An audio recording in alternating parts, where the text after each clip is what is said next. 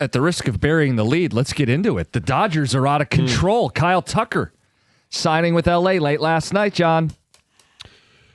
Back-to-back World Series champs with an unbelievable payroll. And now it just got better. The best player, and I'm not even really sure it was debatable, that was on the free agent market in Kyle Tucker is now an L.A. Dodger for $60 million a year. The rich get richer. There is no cap in baseball. They're allowed to do this. You could respect that they're all in and trying to win. They're just playing a different game than everyone else. But yeah, I mean, look, there are going to be numbers thrown out today to put it in context. I'll just give you a few of them. The LA Dodgers paid $170 million in tax penalties last year. That's not their payroll. That's tax penalties. Do you know how many Major League Baseball teams spent less than $170 million total? At least half of them. Yeah, I mean, I think it was like 11 of them. Yeah.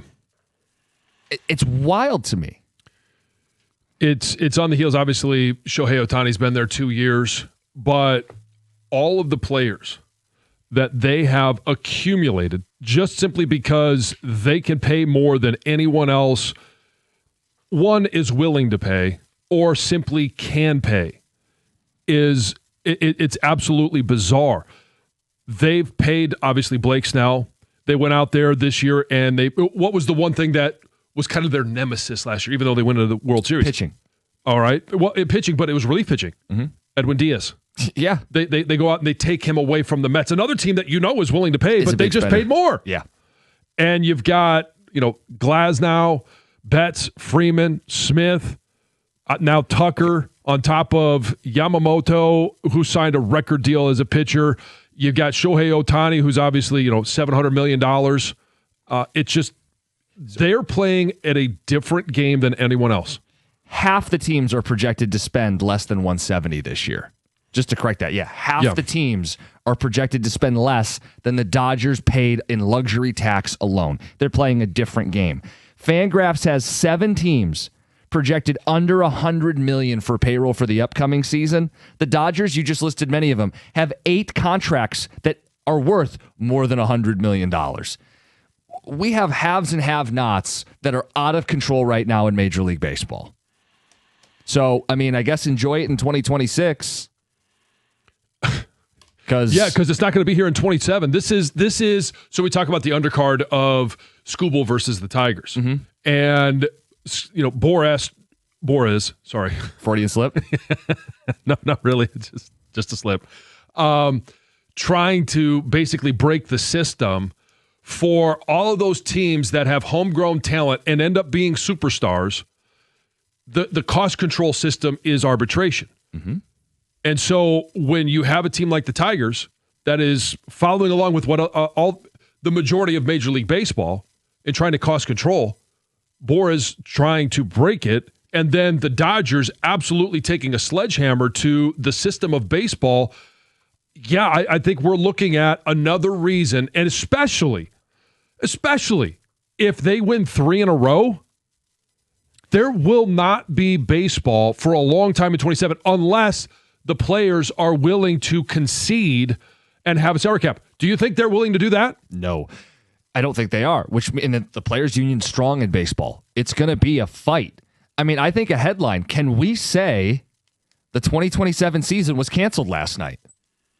I 100% believe that. I've been on this since even before the World Series last year. If the Dodgers were to win back-to-back World Series, having paid all of that money to the stars that they had, and then they go out and they sign Diaz, they sign Tucker, they make a great team even better. Then I don't think there's going to be. I don't know if there's baseball at all in 27, but I think there's a prolonged lockout, and it just got worse last night. Tom, you kind of grimaced when I said the season's canceled for 27. Yeah, I think you're overreacting. Like, I would put that in your overreactions on Monday. Look, I don't think they'll ever do that again. I think they learned their lesson when they canceled the World Series in 94. They might push the envelope and push deadlines and a shortened season and all that stuff, but they got new TV partners they don't want to tick off. I don't think we will ever see a salary cap in baseball. The union will never give. Once you give it up, you'll never get it back. There's going to be a lot of different changes. I think you're going to see a floor for sure. And the problem is right now is that the Dodgers, the mechanism that was put in place to prevent this isn't preventing the Dodgers from just saying screw it. And they're making money, and they're making a lot of money on outside sources from Shohei in terms of marketing and all that kind of stuff. So I think you're going to have to see something just to a point. Maybe it's a team cap. Like I don't know. What do you mean a team cap? Well, I said that wrong. They're going to put something into where you just can't spend past a certain point. Well, so effectively, it would be a more punitive luxury tax, which would almost operate then as a hard cap. I mean, if you made it for every dollar you spent, you had to pay 10. You know, it'd be like so punitive that even if the Dodgers are profitable right now, they couldn't afford to pay $400 million in tax penalties. Right. They couldn't pay $1 billion in tax penalties. You could make it so punitive that you really take the top off of the sport.